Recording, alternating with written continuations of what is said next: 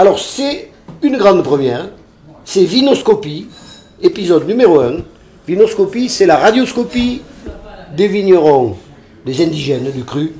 Et pour cette première émission, nous avons invité Gilles Trouillet. Alors on va briser les conventions radio qui font que les gens qui se connaissent et se tutoient doivent se vouvoyer à la radio. Gilles est un ami, un excellent vigneron et vous allez le découvrir grâce à cette émission. Bonjour Gilles Trouillet. Bon, merci. D'accord, vous voyez qu'il est éloquent. Hein.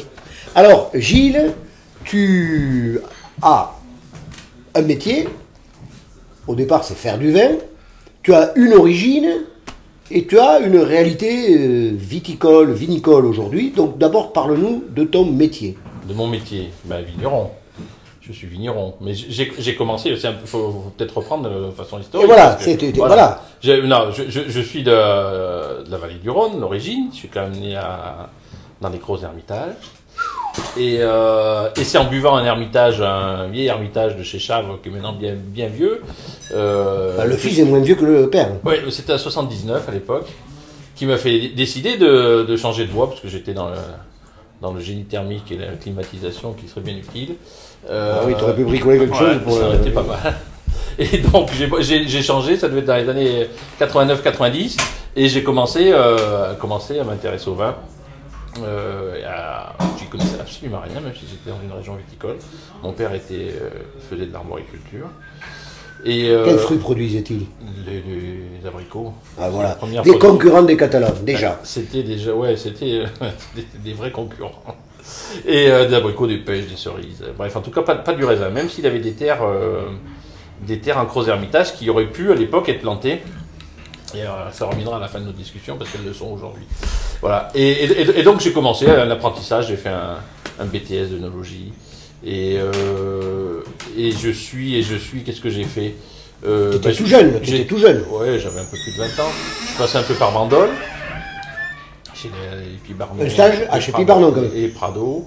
Et pourquoi tu es allé dans les deux meilleurs domaines?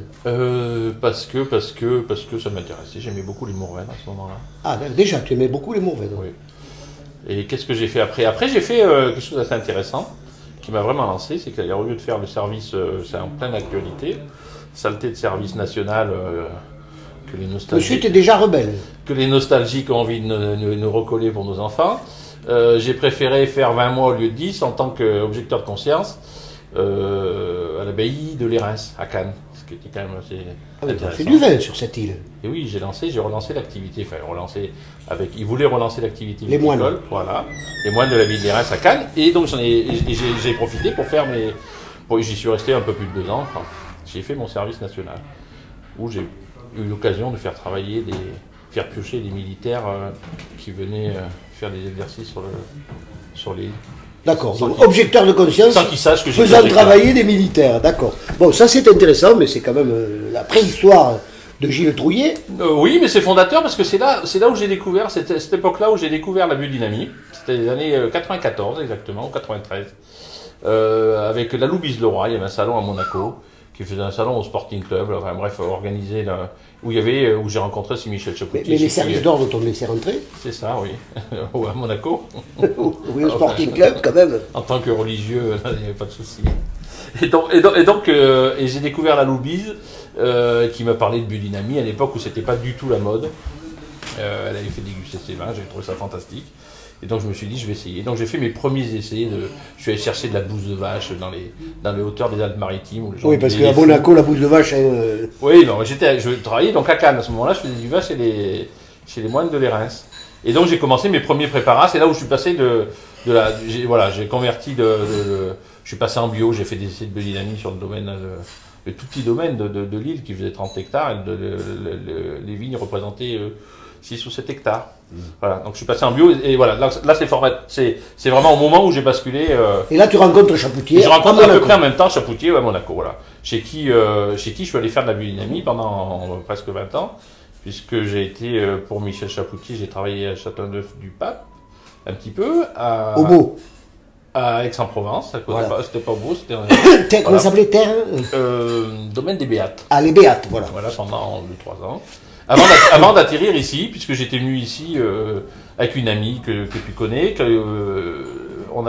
partagé les super repas du club encore existant et merveilleux qui est le verre à la main. Oui. Et donc voilà, j'étais venu un juin peut-être 95 ou 96, je sais plus, 94. Je me souviens d'un bœuf d'Aubrac qu'on avait mangé à la broche, là, qui était extraordinaire. À la fête annuelle qu'on faisait au verre à la main. Voilà. Très bien. Donc là maintenant, tu travailles pendant une vingtaine d'années pour Michel Chapoutier. Voilà. Où ça? Donc Châteauneuf-du-Pape, Aix-en-Provence, et et à partir de juillet 2000 à la Tour de France. Pour un domaine que la maison Chapoutier avait acheté et qu'il fallait passer en biodynamie, remettre un peu au niveau d'exigence de la maison.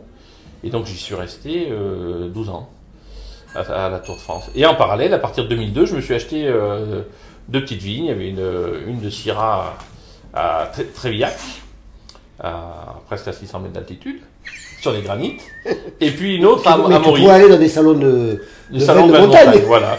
J'en ai fait un en Andorre il n'y a pas longtemps. Ah bon? Magnifique salon. J'étais le moins haut, bien qu'il y avait un autre catalan d'ici qui était un petit peu moins haut que moi encore. C'était qui? Il y avait Rieux. Albera?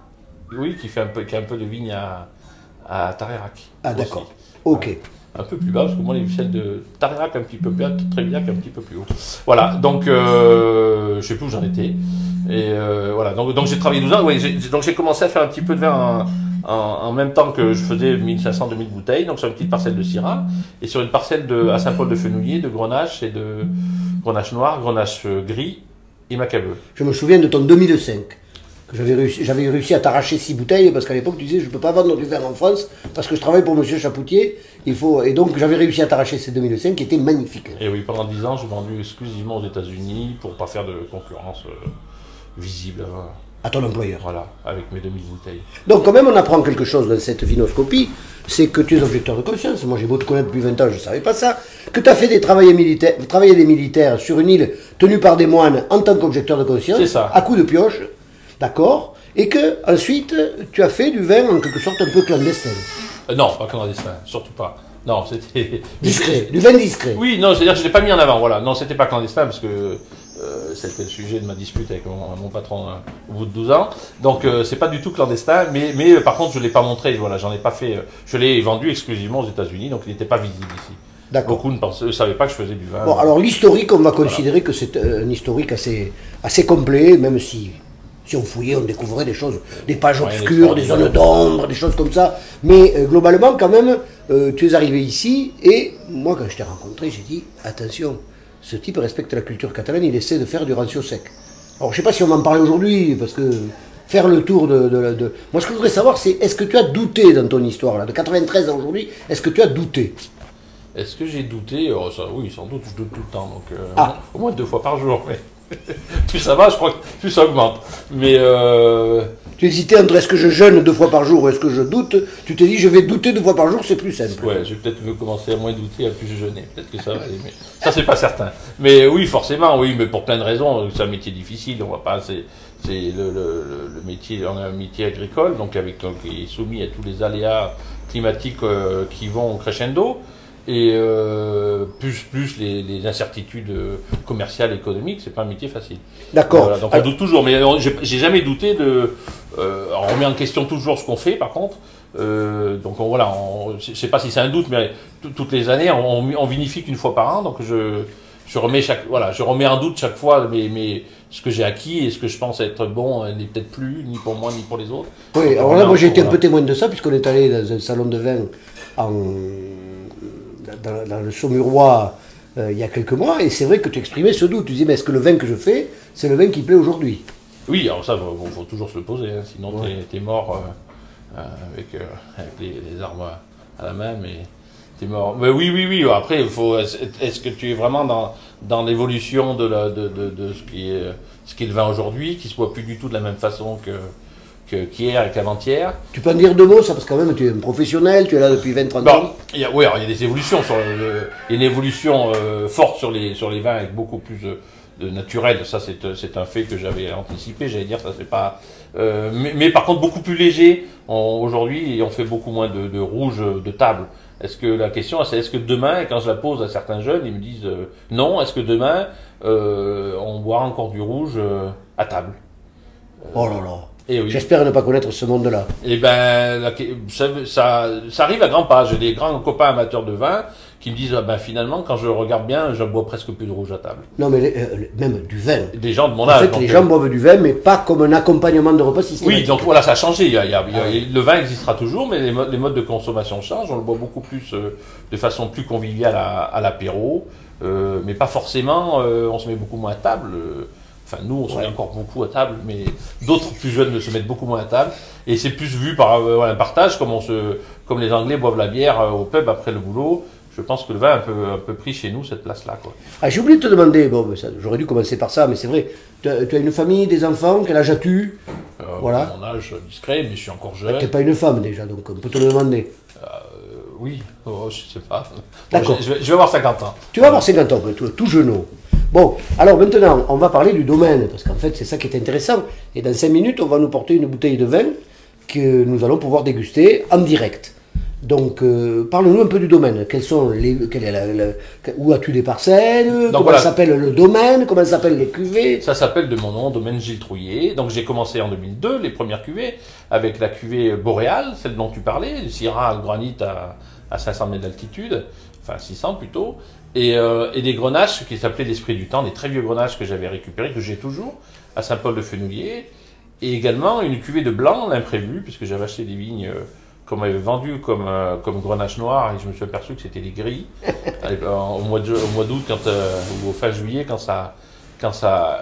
est arrivé la véraison, je me suis dit merde, je me suis fait escroquer. Bon, j'ai appelé Gérard Gobi en disant Gérard, je suis embêté, donc ça c'est en 2002. J'ai des grilles, je me suis fait avoir, qu'est-ce que je peux en faire? Il m'a dit, sois heureux, c'est super le gris. Ben oui, maintenant, voilà, alors maintenant tout le monde le sait. Les gens n'en trouvent pas maintenant. Voilà, tout le monde le sait aujourd'hui, mais en 2002, la question se posait, qu'est-ce que je vais faire avec du gris, tu vois?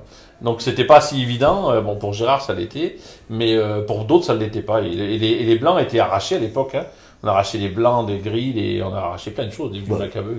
Et on recommandait d'arracher tous les grenaches, de toute façon. Tout à fait. Comme les vins naturels ne se vendaient plus, on recommandait d'arracher les grenaches. Voilà, alors ça de 2002 jusqu'à 2013, où j'ai quitté la maison Chapoutier, ça n'a pas changé. Et de ci, de là, qu'est-ce que c'était? C'est après 13? Ouais, ça commençait avant. De ci, de là, c'était une cuvée de rouge qui était fait avec les barriques qui étaient moins bonnes. Ah d'accord. Qui était souvent le plus vin boisé. d'entrée de gamme. Ouais, souvent qui était trop boisé à mon goût, ou qui avait un petit, voilà, c'était un peu qui rentrait pas dans les cuvées. D'accord. Et depuis 2013, enfin même un petit peu avant, ça reste maintenant une cuvée de Syrah qui vient d'une parcelle. Voilà, ça a changé. Dis-moi, un petit retour en arrière. Est-ce que au Béat, il y avait des levures indigènes? Est-ce qu'au Béat, il y avait des levures indigènes? Oui, je crois, oui. Oui, tu n'as pas vigné dans ton histoire, à partir des Béates, donc d'Aix, jusqu'à la fin de Chapoutier, est-ce que tu as utilisé des levures ou est-ce que tu t'es toujours... Non, on m'en a imposé, ça m'est arrivé. T'en as imposé. Ah oui. Oui, ça m'est arrivé d'en utiliser, pas partout, mais sur des essais. Au Béat, je me souviens plus, mais j'ai essayé de faire sans levure avec le moins de souffle possible à l'époque. Hein. Ouais. Donc tu étais un peu visionnaire. Ouais, j'en sais rien, faut pas le dire comme ça, mais en tout cas, voilà, mettre trop de souffle me cassait les côtés un peu rebelles de l'époque, je pense. Ben oui, je vois, oui. Mais bon, les vins que je faisais au Béat n'étaient pas vraiment des vins rebelles parce que c'était des vins quand même. T'as pas dit pour la famille. T'as pas dit pour la famille. Pour la famille, j'ai une femme et des enfants. Oui, des enfants, c'est quoi? C'est quoi mes enfants? Un garçon et une fille? Oui, j'ai une fille qui fait du théâtre, donc à qui je vais d'expédier une caisse de vin. Ils ont adoré. Ses amis boivent du vin à Paris maintenant de Gilles Trouillet. Ça fait des années que je lui disais, envoie-moi une adresse. Donc voilà, maintenant elle boit mon vin. Et ton fils, tu vas dire quelque chose, parce que quand même, il est exceptionnel, ton fils. Mon fils, mais ma fille aussi. Ta fille aussi, bien sûr. Et ma femme aussi. Non, mais au niveau... attention quand même. Ton fils, il est exceptionnel au niveau national. Oui, mon fils a fait de la course en montagne, il adore... voilà, à 16 ans, il a été champion de France. Champion du monde. Champion du monde de kilomètres vertical. Champion du monde de kilomètres vertical. Il finira dans la construction d'ascenseurs. J'espère pas pour lui. Mais on les en a besoin. Quand ils font des gratte-ciel de 1000 mètres en Asie, ils ont besoin de quelqu'un qui fait... J'espère qu'il finira vigneron à 1300 mètres, hein, où il pourra courir le matin sur les sommets et travailler à la vigne. Bon, alors c'est très bien. On va demander... Tu nous amènes? Oui, bon, alors on va goûter ton vin tout en continuant à découvrir le domaine. Donc il s'appelle Gilles Trouillet. Au passage, ce nom est massacré systématiquement par tout le monde, moi inclus, jusqu'à ce que tu me dises récemment ce qu'est le trouille, c'est le moulin, et il se trouve qu'en catalan aussi, trouille, c'est un des noms du moulin, et du coup je mets plus de i avant le double L, alors que je mettais un i avant le double L pendant des années. C'est bien. C'est parfait. Voilà. Mais oui, parce que l'origine vient de trouiller, de presser. Donc on ne sait pas si c'est vraiment du vin ou de l'huile d'olive, mais mes ancêtres, du côté de mon père, donc, étaient dans le sud de la Drôme, dans les endroits où on faisait sans doute un peu d'huile d'olive. Très bien. Alors donc, maintenant, aujourd'hui, tu as ce domaine, depuis que tu as quitté Chapoutier, tu as combien d'hectares? Est-ce que ça s'est agrandi? Et quelles sont les cuvées que tu fais? J'agrandis. Et ça, c'est la dernière parcelle que j'ai, qu'on va goûter, c'est la dernière parcelle que j'ai acquise. Acquise, hein? Attention. Acquise, Hein? Oui, malheur. Je la montrerai tout à l'heure. Que je travaille, on va dire. Et voilà, donc je fais beaucoup de cuvées, puisque tu as parlé du rancio, donc je fais un blanc de Macabeu, un blanc de Grenache gris, je fais maintenant un blanc de noir de Liède en Herpelutte. Ah, il est sorti le 18? Et ben le 18 va sortir, mais il est un peu feignant, donc il finit ses sucres, tout doucement, j'espère qu'il va sortir en juillet. Bon, je l'annonçais en mai, je l'annonçais en juin, je l'annonce en juillet, et à partir d'août, je vais me fâcher, parce qu'il faut que j'en ai besoin. C'est super, le blanc de noir. Qu'est-ce que ça veut dire quand un vigneron dit j'en ai besoin? Eh bien, parce qu'on a besoin de blanc, le blanc, on a besoin de vin à vendre. Tu as besoin de liquidité surtout. Si tu dis j'en ai besoin. Oui, j'ai besoin de vin à vendre. Donc forcément, de vin à vendre pour avoir... Moi je trouve que c'est un truc de mode, mais en même temps, c'est une mode dans laquelle je saute à pieds joints. C'est il y a de l'épelou.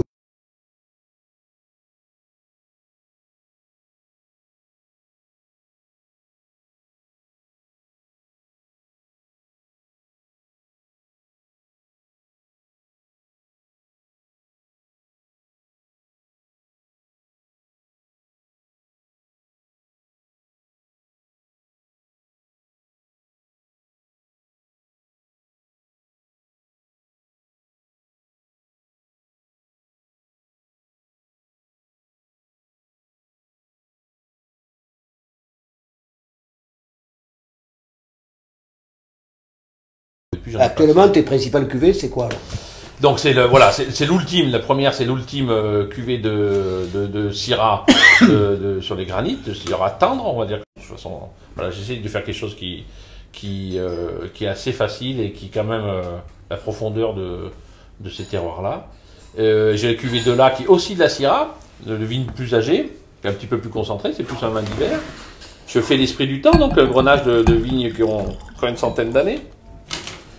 Qu'est-ce que je fais d'autre? Je vais faire un Carignan aussi qui s'appelle Indigène, que j'avais sorti en 2005-2006. Il y a même d'autres cuvées, parce que...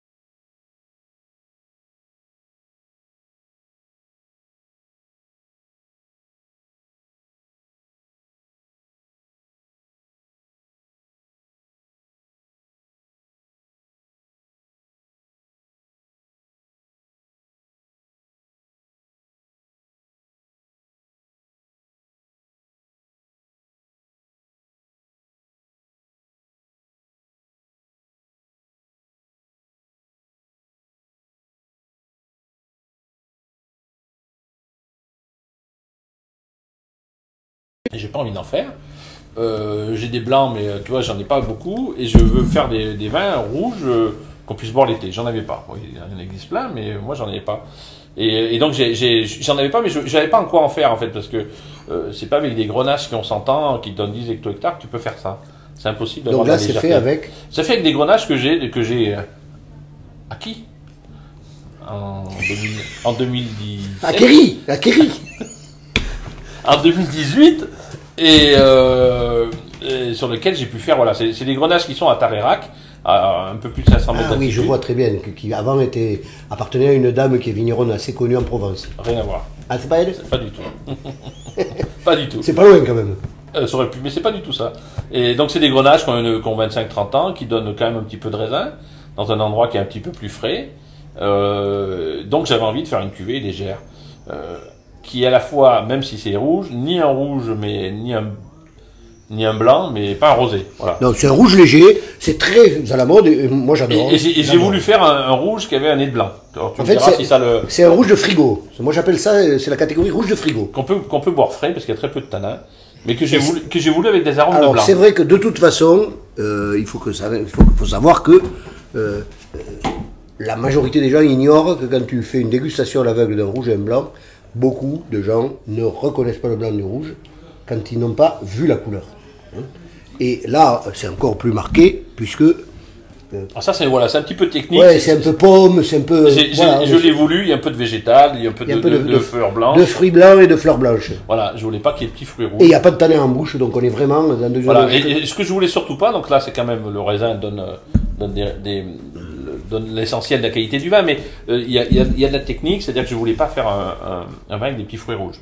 Ça en a plein, donc je voulais vraiment ces arômes de blanc. Et pour ça, c'est pas un secret, on l'a mis en cuve, on met en cuve avec des petites, c'est ramassé tout à la main évidemment, en petites caisses qu'on met directement sur la cuve sans outils, et c'est foulé à la vendange donc, et on l'a laissé fermenter, c'est parti tout de suite parce que j'avais d'autres vins à côté qui avaient bien commencé, et au bout de 3 jours j'ai décuvé, j'ai pressé. Voilà. En un rosé, on aurait pu faire une macération très courte, mais on l'aurait pas foulé. Le fait de fouler grappe entière libère un peu d'arômes variétaux, végétal, qui permettent de donner ces arômes de blanc. C'est-à-dire, en fait, on n'est ni dans la macération d'extraction, ni dans le vin vite obtenu par une pressée rapide. Voilà. On est dans un intermédiaire. Et le vin, et donc au bout de 3 jours, était assez épouvantable. Hein. Là, j'ai quand même eu un doute à ce moment-là, même si c'est ce que je cherchais, parce que c'est très maigre, c'est à queue, donc on a l'acidité, on a mais aucun milieu de bouche. Et donc il a fallu l'élever, donc il s'est élevé en cuve ciment, avec ses propres lits jusqu'à il y a un mois. Bon, mais c'est réussi, hein, c'est très bien. Après, tu as fait un vin léger, mais la photo est très lourde. Mais bon, c'est pas grave. C'est la contradiction. Est-ce qu'on peut parler un peu des ratios secs? Oui, bien sûr. Est-ce qu'on t'a encouragé à faire des ratios secs ici? Non. Personne? Ben non. Ben moi, j'étais encouragé à en faire. Une fois que j'avais commencé. Hein? Tu m'as encouragé à faire mieux une fois que j'avais commencé. Non, le ratio sec, je l'ai découvert en venant, donc c'est au moment où je te l'ai dit, en 94, je crois, où j'ai fait le tour de quelques caves et j'ai goûté des ratios secs que j'aime pas forcément dans l'approche aujourd'hui au niveau gustatif, mais que je trouvais culturellement extraordinaire, parce qu'ils avaient 100 ans, voilà, plusieurs petites caves. J'ai l'impression que chaque maison, si j'en allais ouvrir, derrière, il y avait une barrique de rancio sec. Ben, c'était ça, oui. Et j'ai trouvé cette culture extraordinaire. Donc, je me suis promis que si je venais dans le coin, je ferais du rancio sec. C'est ce que j'ai fait dès la première année. Les premiers Macabou que j'ai eu en 2002, la première année, je les ai mis dans 2 barriques. Alors, je l'ai pas mis dans les barriques très vieilles comme la coutume des fois ici le préconisait, mais dans des barriques récentes de vin de Bourgogne, de vin peut-être. C'est pour ça qu'au début, ils étaient un peu marqués. Et je te l'avais reproché, c'est vrai. Ils étaient pas assez... ils n'avaient pas la typicité, comme on dit. Voilà, et puis surtout, ils ont été gardés à température fraîche, dans une cave dans un chai à barrique classique, et donc ils ont fait un léger voile. Donc ils ont plutôt fait du voile, ils ont fait tout doucement. Mais j'ai rien voulu, rien cherché, je voulais absolument en essayer dès que je suis arrivé d'en faire. Et c'est sûr que tu m'as encouragé. Après. Bon, alors, dans cette émission, Vinoscope, elle dure 1/2 heure normalement, c'est la première, ça va être difficile de passer après toi. Hein. Non, mais c'est vrai. Mais en même temps, je suis content, parce que le but, c'est de découvrir des trucs. J'ai appris aujourd'hui que tu étais un ancien objecteur de conscience. Voilà, et maintenant, tu fais la promotion des armes. C'est pas grave. Du tout. Je vais chaque fois poser 2 questions à la fin de Vinoscopie. La première, c'est quel est le message que tu aimerais passer, puisque tu as du public là, qui est en train de te voir, n'importe quel message, celui que tu as envie de faire passer. Ah, c'est difficile ça, hein. Si tu veux, on passe à la seconde. Vas-y. Mais la seconde, c'est, après ta mort, qu'est-ce que tu aimerais qu'on pense de toi comme vigneron? Qu'est-ce qu'on dise de toi ou qu'on pense de toi comme vigneron? Gilles Trouillet, c'était. Comment tu compléterais cette phrase? Non, ça je... C'est vrai que j'aurais dû t'avertir. C'est pas du tout... Ouais, oui. Ceux d'après, ils seront avantagés. Mais ça va se travailler. Mais non, mais tu as de l'agilité intellectuelle. Simplement, on te laisse ton rythme. Alors, on revient à la première, le message. Ah, bah oui, ne me dis pas que tu n'as pas de message à faire passer aux gens, aux centaines, voire aux milliers de personnes qui sont en train de t'écouter. Centaines de milliers, j'espère. Centaines ou milliers, j'ai dit. Hein. Non, je sais pas, le message. J'en ai pas vraiment de message. Oh. Qu'est-ce que tu veux? Non, moi c'est très politique, sinon après. Mais, oh non, non, non. Ah, tu vois. Enfin oui, pourquoi pas, je m'en fous. Non, hein. non, mais on est à Lubu, franchement, on dit ce qu'on veut. Qu'est-ce que tu veux que je... Non, ça c'est rien, je sais pas, c'est un peu piège. Oh non, tu es libre, tu peux dire ce que tu veux, où est le piège? Je ferai pas de commentaire là, c'est la fin de l'émission. Ouais, est-ce que tu as un message? C'est toujours un truc compliqué. Alors c'est pas un message, c'est un truc à dire. C'est vrai que le mot message fait peur maintenant. Les chanteurs à message, etc. Non, ben, pas de message. Le message, en fait, c'est un truc que tu envoies. Comme Messi, envoyer, celui qui envoie. Hein? Ouais, je sais pas. Au buveur de vin. Au buveur de vin ou pas buveur de vin. Au buveur de vin, voilà. Buvez.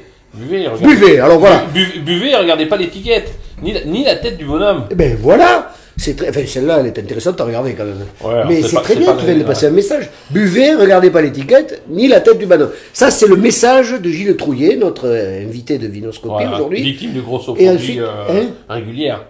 Comment? Je suis victime de grossophobie régulière. Ça me paraît pas justifié. Hein. Non, moi non plus, mais... Bon, on aurait dû faire... Non, mais le vigneron, voilà. Non, mais voilà, regarde, non, passer au-delà de l'image, c'est un message universel, ça, mais qui est de moins en moins vrai dans le vin. Et c'est un regret que j'ai dans le monde du vin, l'évolution, qui se starise beaucoup, je sais pas si c'est le bon... Oui. Ouais, voilà, où il y a un côté un petit peu... l'impression d'être footballeur, des fois, quoi, et où c'est plus éphémère, quoi. Et où on n'a pas encore le mercato, heureusement. Où le storytelling est plus important que finalement que le fond de la chose, quoi.